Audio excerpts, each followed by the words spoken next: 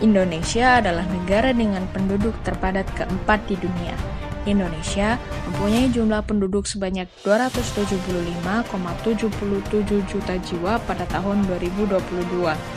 Jumlah penduduk di Indonesia meningkat sebesar 1,13% dibandingkan dengan tahun lalu.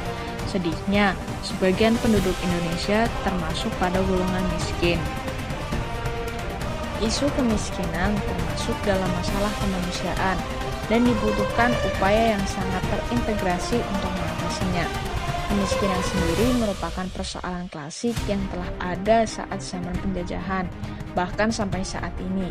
Masih belum ditemukan suatu rumusan maupun formula penanganan kemiskinan yang dianggap jitu dan sempurna untuk mengatasi penyebab kemiskinan, sehingga harus terus-menerus dikembangkan.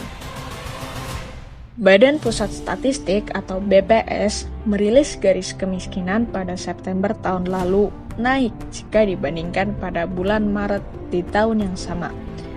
Garis kemiskinan adalah jumlah rupiah minimum yang dibutuhkan untuk memenuhi kebutuhan minuman dan makanan, dan kebutuhan bukan makanan per kapita per hari.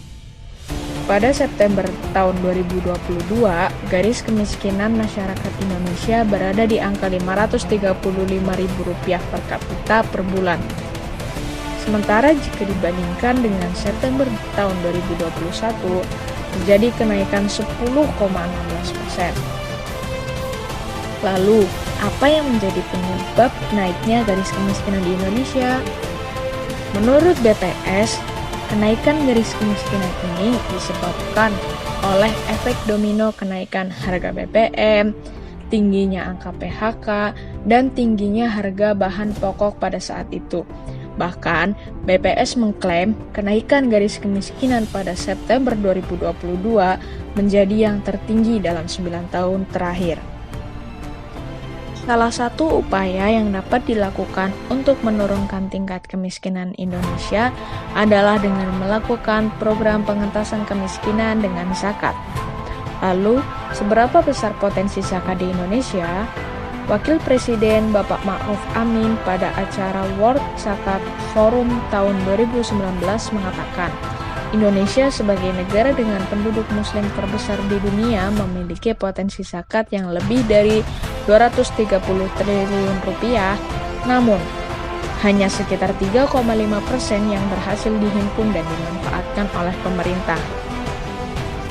Dalam laporan Outlook Zakat Indonesia tahun 2019 yang dilansir oleh Badan Amil Zakat Nasional RI atau biasa kita sebut Basnas RI, salah satu penelitian terkait potensi penghimpunan zakat di Indonesia. Penelitian tersebut menyebutkan potensi zakat di Indonesia adalah sekitar 217 triliun rupiah yang dihitung dari sejumlah sumber, di antaranya dari penghasilan dan perusahaan. Besaran potensi ini setara dengan 1,57% produk domestik bruto di Indonesia pada tahun 2010.